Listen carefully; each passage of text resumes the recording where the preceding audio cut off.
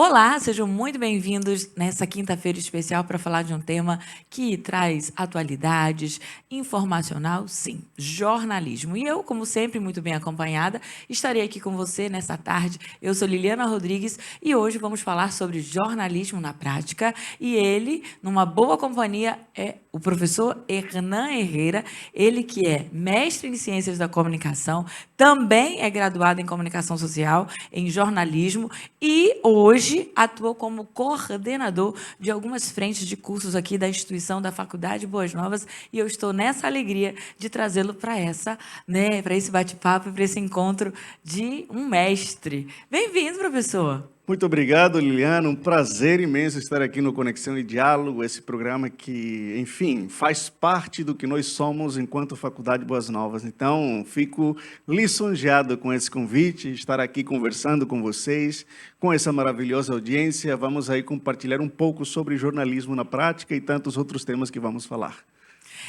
Jornalismo já abrange uma série de temas e assuntos e uma responsabilidade do comunicador. E falar sobre isso, né, nessa propriedade, nessa autoridade, nada melhor do que você.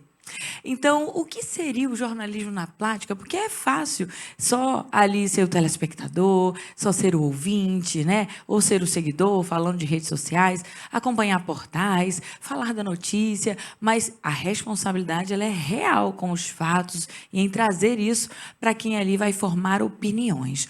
O jornalismo na prática, o que seria? Olha, essa pergunta merece uma resposta à altura, né? Mas o jornalismo na prática é um conjunto de várias situações que envolvem a área de comunicação. E nós poderíamos começar dizendo, ou fazendo essa distinção entre o que você propõe no diálogo, sobre o espectador que consome a informação que é produzida por um jornalista ou por um meio de comunicação, e o jornalista que, por outro lado, tem que procurar essas informações. Fazer a prática do jornalismo é ativo. Assistir o que o jornalismo faz é passivo. Então, quando você está do lado ativo da informação, você passa por diversas fases. A primeira delas é definir o que será notícia. Veja bem, fato é fato. Todo fato é incontestável, ele aconteceu. Mas nem todo fato vira notícia. É o jornalista e a equipe de jornalismo que define o que finalmente será uma notícia. Há controvérsias teóricas sobre quem é que determina o que será notícia. A gente diz que é o jornalista, tem gente que diz que é o meio de comunicação, tem gente que diz que é o agendamento social, a cultura social que faz com que você produza certos conteúdos na mídia, mas o fato é que esse conjunto de situações faz com que a gente decida sobre quais fatos irão ser notícia. A partir disso, a gente produz as informações e elas são finalmente ali levadas através de um meio de comunicação para a audiência. Considerando essa explanação que ela foi tão clara para a gente, né, ativa, passiva, e dada essa conjuntura, quando o jornalismo de fato atua decidindo o que vale a pena o público saber? Nós temos umas regrinhas básicas. Elas são denominadas como critérios de noticiabilidade ou então critérios de valor notícia. Certo tipo de acontecimentos, ele deve cumprir alguns requisitos para que eles chamem a atenção do jornalismo e se transformem em notícia. Elemento fundamental, transcendência e número de pessoas envolvidas. Se é um fato que atinge muitas pessoas, com certeza ele chamará a atenção de muitas outras pessoas e merecerá, então, virar uma notícia. É um fato, às vezes, transcendente, mas atinge uma pessoa apenas, talvez não seja conveniente veicular aquilo no meio de comunicação. Lembrando também que o meio de comunicação cumpre o papel social. Então, não adianta, às vezes, a gente considerar que algo é importante apenas porque atinge alguém importante para nós. Não, tem que ser importante para a sociedade e aí sim nós vamos selecionar esse fato a partir dos critérios de noticiabilidade que vão empregar aqui. Relevância, pessoas que estão envolvidas, quantidade de pessoas que estão envolvidas, proximidade da minha audiência e também ali temos outras situações relacionadas ao apelo que aquilo causa, né? Situações que geram apelo, geram audiência e a gente também acaba cobrindo. Quando o Hernan ele colocou um ponto sobre a importância, né, o jornalismo traz essa importância na sociedade, porque ele retrata ali o que deve ou não estar em notícia, para então você formar uma opinião, a gente tem alguns pontos importantes. a formação da opinião ela vem dessa pesquisa, né? Desse trabalho do comunicador, do jornalista. Então, hoje eu penso sobre economia, porque ali eu estou tendo esse consumo em conteúdo. Eu sei acerca da política, porque alguém está sendo porta-voz dessa informação. Eu sei sobre a educação, a segurança pública, a saúde. Você sabe que boa responsabilidade é dos meios de comunicação de nos falar como é que está o movimento em várias atuações na sociedade, principalmente dos órgãos públicos, né, e alguns institutos. Então, imagina que essa responsabilidade ela se torna, às vezes, pesada, dolorosa, né? Então, dado esse olhar e sobre essa questão, como é que você entende que o jornalista ele não vou chamar de culpado, mas eu digo, o jornalista é responsável por aquilo que nós formamos em opinião? Sim, sim, muito responsável. Eu entendo que é responsável junto com o meio de comunicação. Então, os meios no todo são responsáveis por aquilo que é pautado na sociedade. Tem teorias, por exemplo, a Noelle Neumann, ela pontua que, através do que nós veiculamos nos meios de comunicação, pautaremos com isso as conversas da sociedade. Então, se eu estou falando sobre alta do dólar, se eu estou falando sobre criptomoedas, se eu estou falando sobre chuvas, é disso que as pessoas irão falar nos seus círculos de convivência. Então, existe sim esse modo de influenciar através daquilo que nós fazemos. Por outro lado, outros autores, como Edgar Morin, por exemplo, eles pensam que o fluxo também acontece ao contrário. Nós, enquanto jornalistas, somos pautados por aquilo que a sociedade também quer saber. Então, há um interesse, às vezes, e aqui a gente tem que ver algumas vertentes mais sensacionalistas de jornalismo, por exemplo, quem se interessa muito pela vida dos artistas que vê na novela, nas músicas, e as pessoas querem saber sobre isso. Isso, impreterivelmente, pauta a mídia também. Por isso, tantas informações sobre entretenimento, sobre esse tipo de situações. Há controvérsias se isso é importante ou não, mas o fato é que as pessoas querem saber e acaba sendo pautado pelo jornalismo. Quais são as áreas que um jornalista pode atuar? Olha, são diversas. A gente fala muito sobre meios de comunicação, rádio, TV, internet, produzindo notícias, mas tem outras tantas áreas em que um jornalista pode atuar e várias delas vão passar ali pelo papel corporativo dentro de uma assessoria de comunicação. Eu entendo hoje que uma das funções, eu diria que, se não a mais, uma das mais lucrativas para um jornalista é trabalhar numa assessoria de comunicação. Às vezes você vê isso até como tendência mercadológica. Muitos jornalistas ou muitas jornalistas, depois de um certo tempo na TV, na rádio, eles migram para a assessoria e nunca mais voltam para os meios de comunicação. Porque ali eles encontram um lugar em que eles podem crescer muito mais. Existe algo até complexo, principalmente para as mulheres, é que a idade tende a ser cruel com as mulheres na televisão. É uma questão que a gente tem que mudar, porque se critica muito a forma da idade da mulher na TV e a do homem não. Repara como isso gera ali uma desigualdade de gênero, porque a gente vai ter, então, que o homem, quanto mais velho, mais maduro, mais credibilidade passa, e a mulher, não, por que não? Isso deveria ser da mesma maneira. Mas acaba que muitas vão migrando para essa área de assessoria de comunicação, e aí atuam num papel corporativo, cuidando de uma comunicação institucional, cuidando de uma comunicação mercadológica, migrando aí para áreas que vão trabalhar com marketing, que vão trabalhar com relações públicas e também com essa parte de relacionamento com a imprensa. Então, sim, o papel tem muitas capilaridades. Hoje, com a internet, com a inteligência artificial, novas funções foram criadas. Hoje nós temos, por exemplo, jornalistas especializados em apurar dados, fazendo fact-checking, para verificar se uma informação que surgiu é válida ou verdadeira. Porque tem tantas desinformações surgindo a cada momento que há jornalistas especializados somente em checar se um fato é verdade ou não. E aí tantas outras coisas que a gente poderia aqui elencar como funções que às vezes estão nos meios de comunicação, mas não diante das câmeras. Por trás das câmeras há mais jornalistas do que à frente das câmeras ou à frente dos microfones. Então temos aí diversas atividades que podem sim aí compor a profissão do jornalista. Olha, vale lembrar que esse bate-papo aqui interessante, está falando sobre jornalismo na prática. Eu estou acompanhada do Hernan Herrera, ele que é comunicador, jornalista, atualmente coordenador de alguns cursos da instituição, inclusive o jornalismo. Então, assim, nada melhor do que ele para falar sobre essa atuação de maneira prática, em experiência. Já são anos, e eu diria o seguinte: eu sei escrever e eu gosto de estar na frente das câmeras. Por isso, eu já estou apto a ser um jornalista? Ou em que momento, né, eu posso ver algum talento na área da comunicação? Olha, às vezes existe até um pensamento, talvez popular, uma crença de que pessoas falantes e muito comunicativas seriam bons jornalistas. E a prática mostra para a gente que não. Às vezes sim, às vezes não.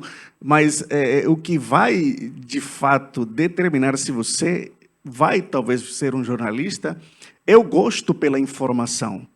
E não necessariamente por falar muito, porque você acaba aprendendo a fala.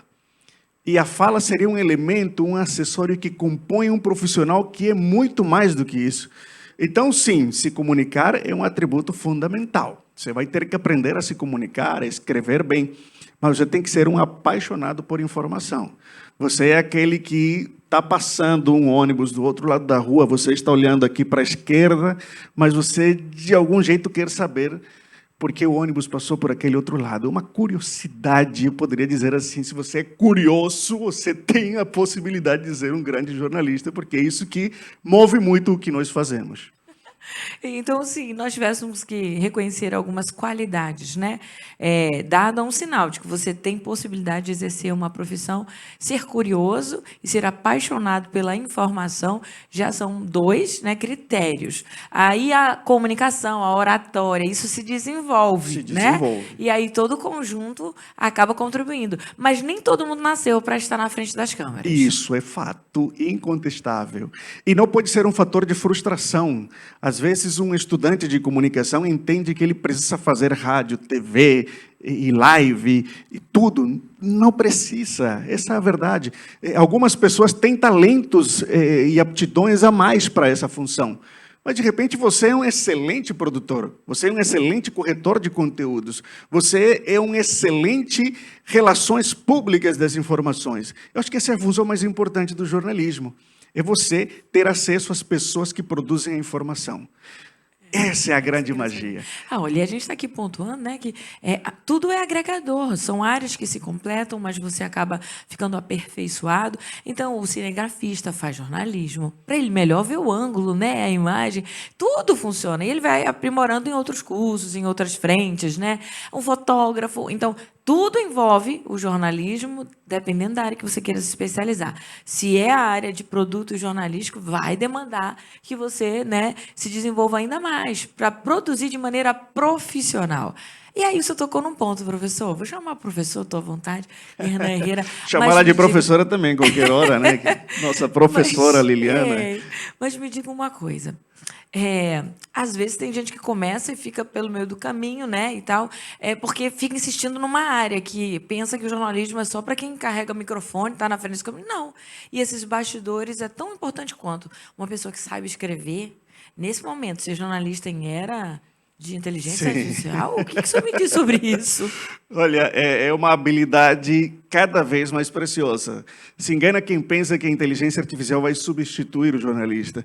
Talvez vai substituir alguém que não saiba escrever. Isso pode acontecer. Mas se você é um bom contador de histórias e conta histórias com um viés muito específico, muito pessoal, que chama a atenção, que instiga a leitura, que conecta com emoções, eu preciso lhe dizer que a inteligência artificial não vai conseguir lhe substituir, porque você, enquanto ser humano, carrega traços que coloca no seu texto, na sua narração, que a IA jamais vai conseguir carregar. Então, sim, escrever bem é uma habilidade necessária, mesmo em tempos de inteligência artificial. E olha só, né, é um conjunto. Então, você se especializa, mas isso é para todas as áreas. Ter uma boa, né, gramática, né, fazer a produção correta dessa aplicação da ortografia. Então, são uma série, né, de exigências. Então, para você que está escutando essa boa conversa aqui, está despertando a você um interesse, eu quero fazer jornalismo, por onde começar? E pensar assim, o que por exemplo, o acadêmico, quem está lá escutando agora que ainda não decidiu, mas que queira decidir por jornalismo, o que ele vai encontrar já nesse campo, né, de estudos e aprendizados? Ele vai encontrar uma construção da base até o que ele precisa saber. Não, você não tem que ter todas as habilidades ou grandes habilidades para decidir ir por uma área. Basta você gostar. Se você gosta, você aprende a fazer as coisas. Aprende a escrever bem, aprende a interpretar bem, aprende a se relacionar bem com as pessoas, aprende a estar à frente das câmeras, nos microfones, aprende a produzir. Você veio aqui para aprender numa faculdade. Então, não se deixe levar, talvez, por pensamentos de eu não sou bom para tal coisa. Se você não é bom e você gosta daquilo, você ficará bom naquilo. Isso é uma decisão, não é uma questão de apenas ter talento. Às vezes, quem tem talento, mas se dedica menos, tem menos vantagem do que você, que não tem tanto talento assim, mas é obstinado por aquilo. Então, basta se dedicar, tomar a decisão de agir. E essa é a decisão que todo mundo toma quando está chegando aqui no primeiro período numa faculdade de jornalismo. Toma a decisão de se tornar um jornalista, vem, passa 4 anos aprendendo o que ele precisa para daí sim poder se dedicar a essa profissão. Então, nós construímos profissionais. Então, basta gostar que a gente aqui faz as coisas do jeito que tem que acontecer. Vale ressaltar que eu sou suspeita para falar, mas você vai fazer uma boa introdução sobre o jornalismo, sobre a história, né? Algumas frentes que é preciso também conhecer, como a sociologia, a antropologia. Aí depois você vai para a questão mais, né, direcionada do jornalismo especializado. E a gente faz uma plenitude, eu diria, né? Para você sair com a maior bagagem possível, inclusive em gestão de negócios na comunicação, né? Planejamento de comunicação. Então, é uma série. Hoje em dia, você só vê uma matriz, uma grade curricular evoluindo de acordo com o que hoje é a adaptabilidade na comunicação. Então, vem conferir que você vai ver o que você vai receber e vai sair. Você vai entrar, né, lógico, né, verdinho e vai sair madurinho. Vai sair madurinho, a gente garante isso. Paixão o que não nos falta é paixão aqui na faculdade para ensinar todos esses processos com um corpo docente, comprometido, qualificado, cheio de vontade de passar o que conhece para os novos talentos. Então, assim, nós aqui somos um celeiro de grandes profissionais no mercado de trabalho, então tem que apostar em quem já tem tradição. E né? com uma nota conceito reconhecida pelo MEC, né? Nós temos, exatamente, né? Validados pelo MEC, né? Conceito nota 4 no MEC. Recentemente passamos por essa reavaliação dentro do nosso curso, quando o MEC vem assim e verifica esse curso aqui, ele está cumprindo com as diretrizes, com o que nós exigimos que seja cumprido, e aí nós ficamos com uma nota de excelência.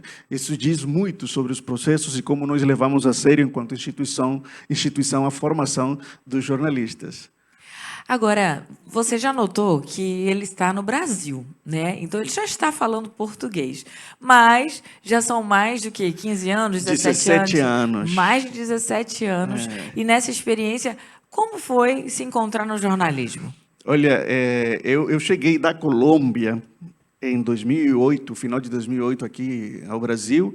Passei o ano de 2009 tentando aprender a me comunicar.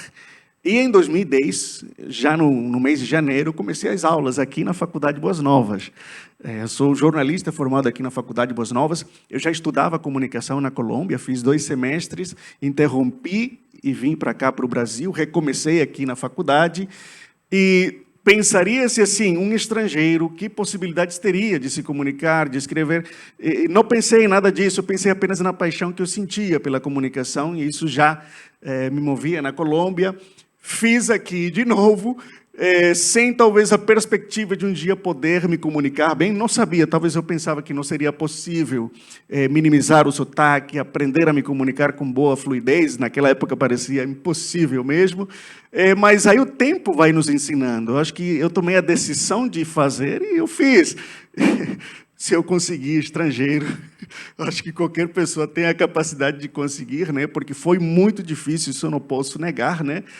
Mas hoje me sinto bem, à vontade, com conforto, talvez sem nenhum tipo de empecilho de fazer as atividades que a comunicação determina e exige que a gente faça. Então, é uma maneira de você amadurecer aí o seu processo de aprendizagem e conseguir dar conta de qualquer tipo de atividade. Dada essa, né, adaptação e hoje esse conforto, qual seria assim o maior desafio, né, e também a conquista na área do jornalismo já nesse novo cenário? Olha, no meu caso pessoal, eu poderia lhe dizer assim que eu tive a possibilidade, talvez a oportunidade de trabalhar muito tempo com televisão. A televisão, penso que é talvez uma das áreas mais bonitas dentro do jornalismo. Eu sou apaixonado, suspeito, posso falar de qualquer meio de comunicação, mas a televisão acaba sendo aquele primeiro amor que eu tive sempre, e por muitos anos trabalhei nisso. Isso me possibilitou conhecer muito profundamente a Amazônia. Eu trabalhei no AmazonSat durante 6 anos, produzindo documentários, editando programas de informação, programas esportivos, programas de culinária, programas de pescaria, programas de trilhas no meio da Amazônia. Eu aprendi qualquer quantidade de coisas sobre a região que você possa imaginar. Aprendi, eu acho que o mais importante, que isso o AmazonSat me deu, foi a paixão pela região amazônica. Eu acabei virando um fã da Amazônia, trabalhando na televisão, e isso tudo ali nessa TV, como era muita hora de programação, eram 24 horas de programação própria, e a gente tinha ali muitas frentes de trabalho, nós acabávamos fazendo várias funções ao mesmo tempo. Isso tudo eu pensava que era trabalho extra, em excesso, mas isso acabou me preparando para demais desafios que eu tive que trilhar na frente. E aí eu penso que isso tudo construiu o profissional que eu me tornei no futuro. E o maior desafio que hoje eu tenho é preparar outros profissionais. E tudo que eu aprendi ao longo desses 16, 17 anos foi importante para poder fazer isso com excelência. Eu entendo que não basta você ensinar a teoria, você tem que mostrar um conhecimento prático, deve mostrar certeza sobre aquilo que você faz, e essa história me permitiu, né, fazer isso agora na Faculdade Boas Novas.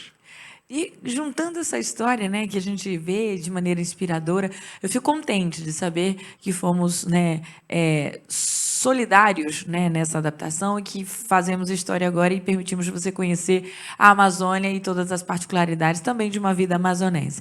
E aí chega a parte acadêmica, a docente, né, e de fazer essa junção de 2 áreas, que uma, a comunicação, jornalismo, jornalista, e a outra, né, a educação, o docente, o professor e, até hoje, o coordenador.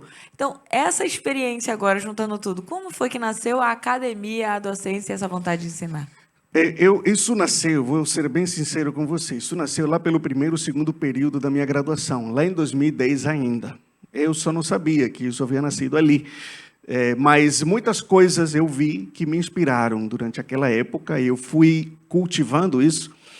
Dado curioso aqui apenas, é que a professora Liliana, apesar de ser muito jovem, e naquela época era muito jovem mesmo, ela foi a minha professora e foi coordenadora de um núcleo de pesquisa da Faculdade Boas Novas, lá em 2010, 2011. E eu fiz parte desses núcleos e eu produzi trabalhos acadêmicos, de cunho acadêmico, com pesquisas bibliográficas, e eu acabei me apaixonando por aquilo. Eu peguei um gosto peculiar ali por aquelas coisas. Obviamente, eu pensei que jamais eu iria levar isso para frente, isso foi somente uma fase na faculdade, mas aí ficou uma chama dentro de mim, querendo fazer mestrado.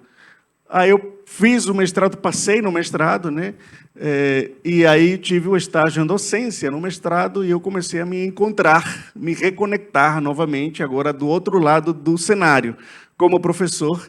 E aí não teve outra consequência, a não ser, em poucos meses, já estar em sala de aula, ministrando 1, 2 disciplinas, daqui a pouco uma carga horária cheia, daqui a pouco fazendo uma mudança profissional completa, largando todas as atividades práticas que eu exercia para me dedicar 100% à docência, apostando nessa nova profissão para mim.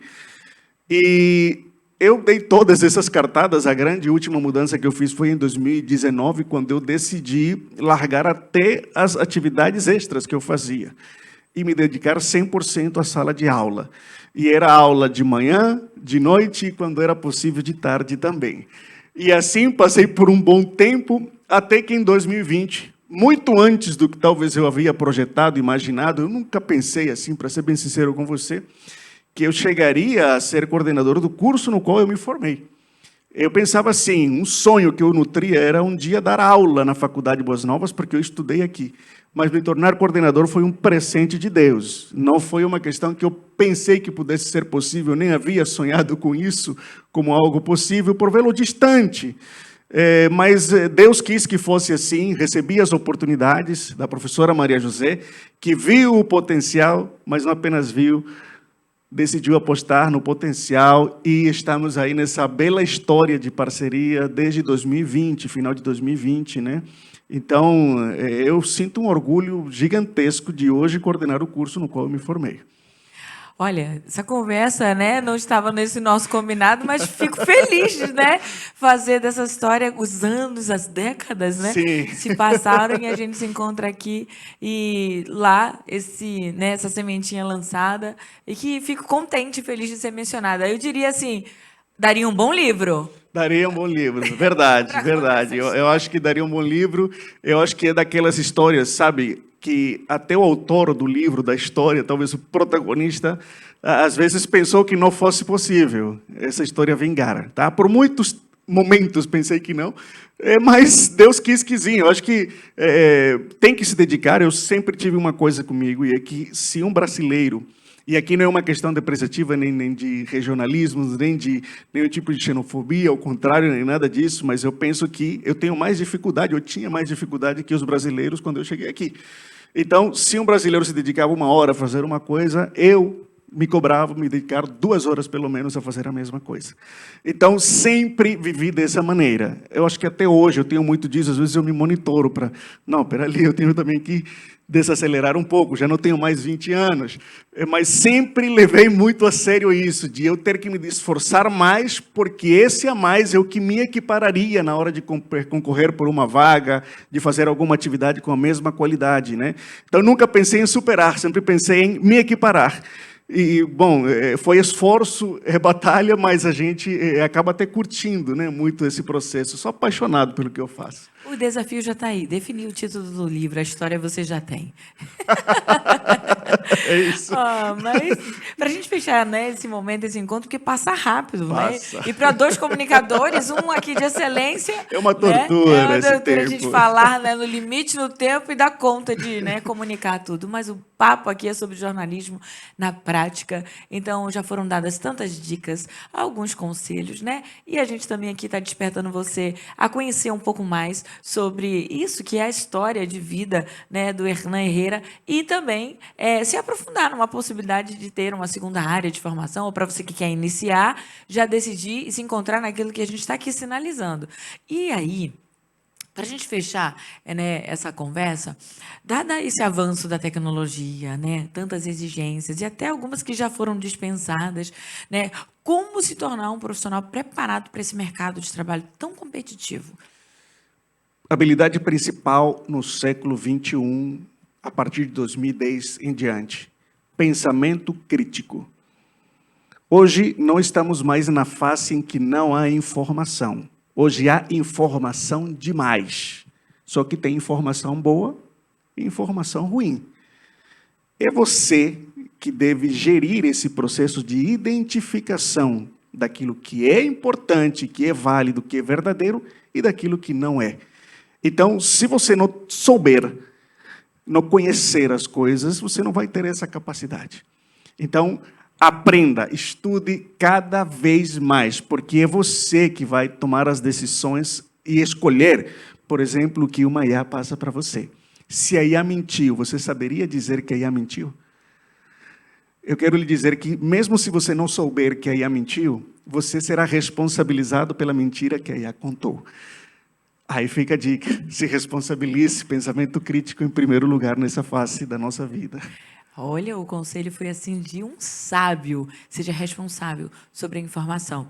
Nem tudo, né, é confiável, inclusive em tempos de inteligência artificial. É preciso questionar. Então, pensamento crítico. Que abordagem interessante, né? Nesse Conexão Diálogo dessa quinta-feira. Professor, muito obrigada por esse transbordo aqui em tamanha sabedoria e conhecimento. Nossa, eu fico feliz de poder compartilhar aqui, de reencontrar a minha querida professora Liliana aqui nesse momento e de compartilhar com todos um pouco dessa trajetória. O livro virá aí, vamos cultivar essa ideia. A histórias de Herrera. A dica tá aí, olha, que alegria, leve, suave, mas importante. Então, para você fica o convite. Próximo episódio, próximo encontro, a próxima quinta-feira, você nunca sabe o que vai encontrar por aqui, mas sempre tem algo agregador para você. Te vejo no Conexão Diálogo aí nas redes sociais. É só você seguir, porque você vai acompanhar tudo que aconteceu nesses bastidores e também nos próximos encontros que a gente vai ter. Tchau, tchau.